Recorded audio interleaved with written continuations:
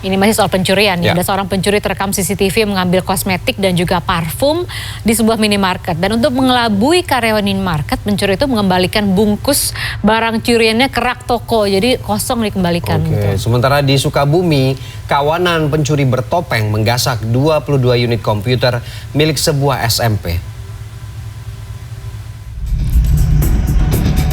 Seorang pria terekam kamera pengawas mencuri sejumlah produk kosmetik dan parfum di sebuah minimarket yang berada di Jalan Raya Diponegoro, Kota Serang, Banten, Rabu kemarin.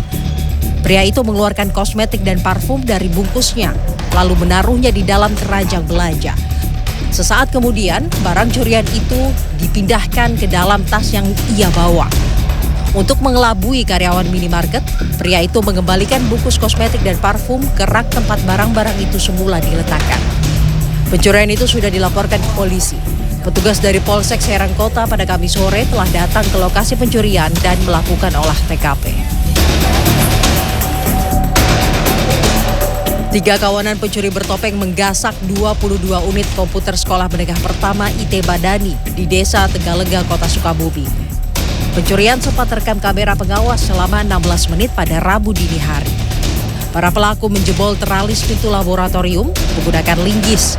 Dengan santai, mereka menggasak komputer jenis all-in-one PC dan hanya menyisakan keyboard di meja.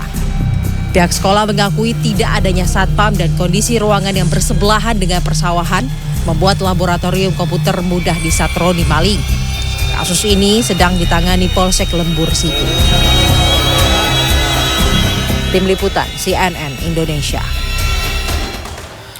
Ya, persidangan kasus asusila terhadap santriwati dengan terdakwa Muhammad Subki diwarnai unjuk rasa. Jaksa mengklaim keterangan saksi menguatkan dakwaan tindak asusila. Sementara di Jakarta, artis sinetron Rico Valentino dan juga pengusaha PS Store Putra Siregar divonis 6 bulan penjara lantaran terbukti melanggar pasal penganiayaan. Informasi selengkapnya kami rangkum dalam Kriminal 24 Jam.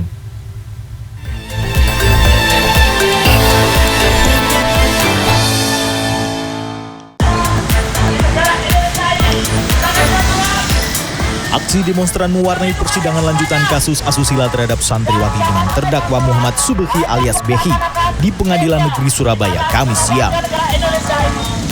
Para demonstran ini menuntut terdakwa dihukum berat. Polisi sempat bersitegang dengan demonstran saat berupaya membubarkan demonstrasi lantaran tidak berizin.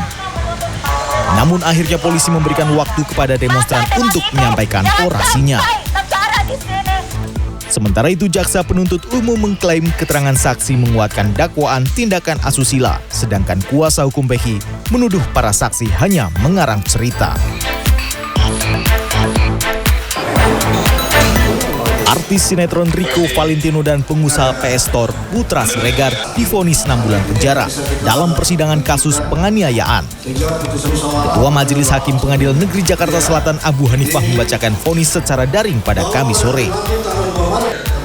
Kedua terdakwa dibawa ke persidangan usai melakukan pengeroyokan terhadap Nur Alamsyah pada Maret lalu di salah satu kafe di kawasan Senopati, Jakarta Selatan.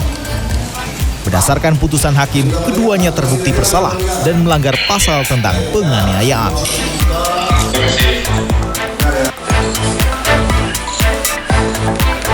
Seorang pria harus berurusan dengan hukum usai melakukan penganiayaan hingga tewas terhadap lelaki Parubaya di kawasan Lembang, Kabupaten Bandung Barat. Pelaku nekat melakukan aksi penganiayaan lantaran kesal terhadap korban yang tidak terima ditegur saat memarkirkan kendaraan di depan rumah pelaku. Dengan brutal, pelaku menusuk korban dengan pisau setelah terlibat adu mulut dan perkelahian. Pelaku akan dijerat dengan pasal penganiayaan yang mengakibatkan hilangnya nyawa dengan ancaman hukuman maksimal 7 tahun penjara. Tim Liputan CNN Indonesia.